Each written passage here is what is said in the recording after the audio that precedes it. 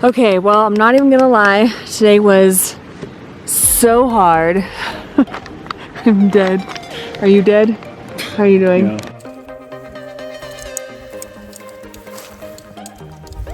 Socks still aren't dry. Oh well.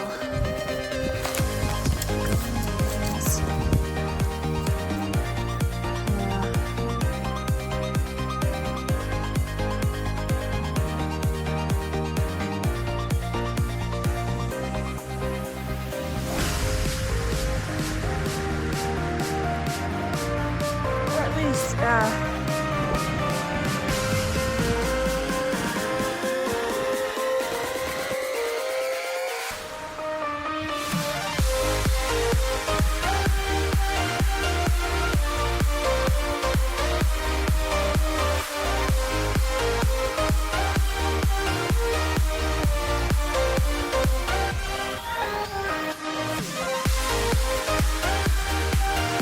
we got up to that ridge and we left our packs there. We had a little bit of a snack because we're gonna travel light.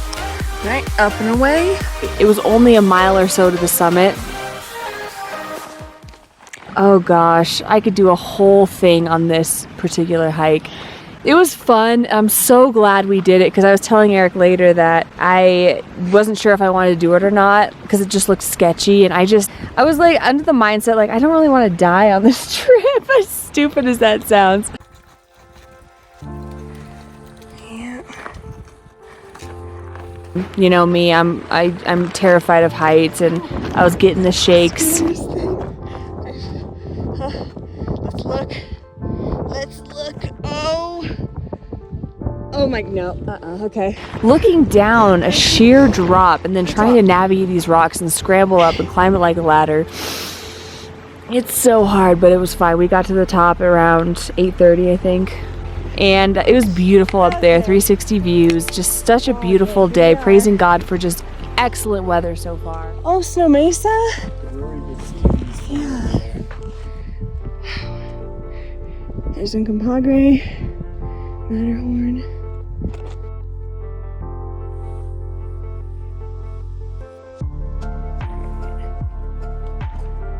Neato. I know, I don't know how we did. Oh! Darn you. Oh, there he is.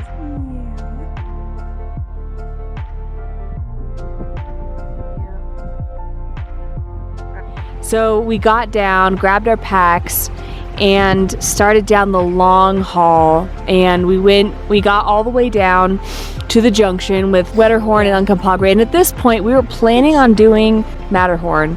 But at this point, we're like, nah, we'll just do Uncompahgre and that'll be fine. So we dropped our packs in this herd of sheep. We were like resting for a minute, and they were just like all around. They came up the slope to us. Just sheep everywhere. They're literally coming this way. I know. They're like, oh wait, there's people up there. And kind of broke up the monotony a little bit, but we had a quick little snack, and right off the bat, it's just straight up, and I was like, this is not happening. I'm not doing this today. Like, I am so in such rough shape. It's like 3 miles total to get to the top, but there was 1 mile, probably of just 1.5 miles maybe, of just walking to get to the base of this mountain.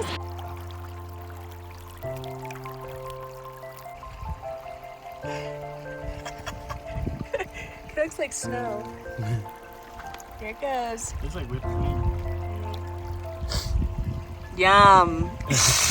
We were so exposed. It was kind of like, it felt like Snow Mesa, we were saying, because it was like, it would go down and then it would, we could cross a couple streams, but it was just so exposed, and that's so bad. I was so glad I was wearing my hat. Eric's looking for rocks.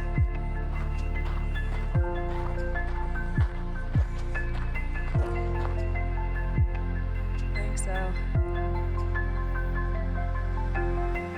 And then we finally started up Uncompahgre as people are like coming down. It's getting a little dark and everything, and we're like, ooh, we better hurry up and get this done.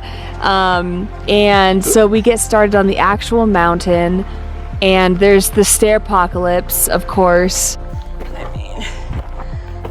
Come on. There's so many.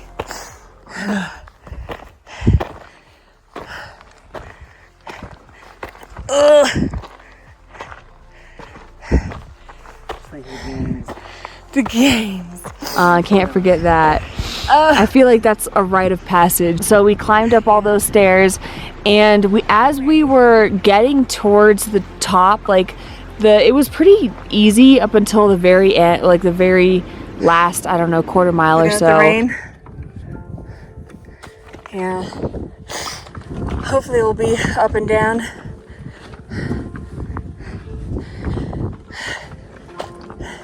Maybe we can eat lunch on the go or something.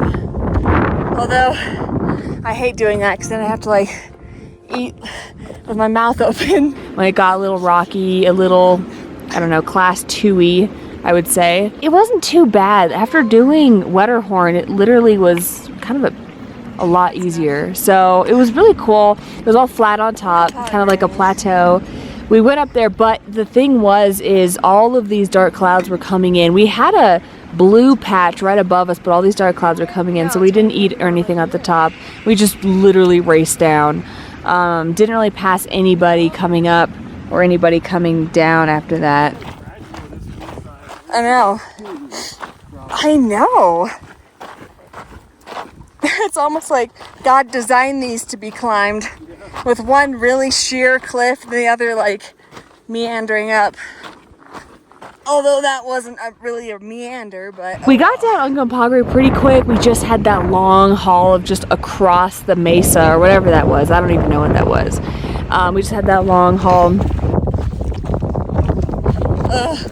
There's still just as awful coming down. But once we got down, we were pretty much home free. It's like a roller coaster, except it's like a wooden roller coaster because you're not sure if the things are going to give way. i.e. the legs. Once we got back into the sheep land, we were pretty much home free. We walked through the sheep. We felt like we were parting the white cottonwoods.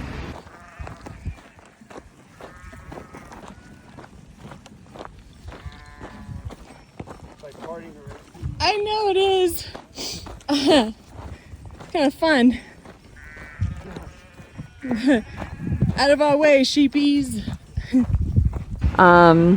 We got to our packs, and we kind of braked where our packs were, and we were kind of figuring out, it looked like we still had 20 miles to our camp the next day where we were at, so we wanted to shave off as much as we could tonight. But we decided to kind of just go a couple more miles. It was interesting because we were both out of water at this point, and it was really hot. The first water that we come to, Eric's like, you know, maybe I'll fill up here because I just don't know what the situation is going to be as we go down. I'm just really thirsty now. But the water was red, and it had like a silt in it. It's kind of funny that I actually filmed this part. Like, I haven't filmed any of us getting water until this gross section. But anyway, he got water, and it tastes like, according to him, it tasted absolutely horrendous. Like, so bad. Like, he wanted to throw up. We had that, and he's like, okay, he dumped it out, but he's like, I still need water. I got this horrible taste in my mouth. He was feeling sick. So we came down. We found another river, and he just filled up again, was able to like kind of wash out his bottle. But we were kind of sketched out because we were like, well, you know, that's probably not a good thing to be drinking. We didn't know what it was going to do, but we kept going. It was just really hot and dry, and now we're like, well, we don't know what our water situation is going to be like, if that's going to be, you know, just gross water everywhere kind of thing. Because there was abundant water, but we just weren't sure how, you know, if it was going to be all minerally, because there's a lot of minerals in these mountains. But we get down to the bottom. The main kind of creek that flows through this valley is Matterhorn Creek. That was like an unnatural shade of turquoise, so we're like, that's probably filled with minerals. We probably shouldn't drink that. I might get a little wet. Oh, I didn't. There were mines up here. I think there were, because like, that's got to be some tailings, and intermingled with all of that. So we're coming up and we're both kind of like thinking, and I was just kind of like, okay, I want to trust in God that he has something for us. He's got a water source, he has a campsite, and when I say lo and behold, like I just looked up, crossed the ridge, looked up, and there was this little flat grassy mound in the trees just waiting for us, and that's where we are at right now, and it's beautiful. There's some interesting stuff over there. I think that's like, we kind of deduced that was probably sheep herder stuff. But there's our river down there. Focus. That's where we washed and bathed, and now we're having dinner. So. Just singed my arm here. Oh my gosh. Smell it. It smells gross. Ew, it does. It does smell. Don't get any of that in my food. Singed arm hair. That was the summary of today. Now just super sore, tired. We only have, what do we have now? 18 tomorrow? Yeah, we have 18 tomorrow. Hopefully it'll be fine. Already I know that we gotta climb. You can't see it. Already I know we gotta climb that thing over there because we saw that was on the agenda. But look at the weather's holding out still. It's a little dark, but still holding out. So anyways, that was day 2. We did 12. Okay, so we did 12 miles. All right, campsite number 2. We are cooking. Got the cooking going on. Oh my gosh, mine's boiling. Pause.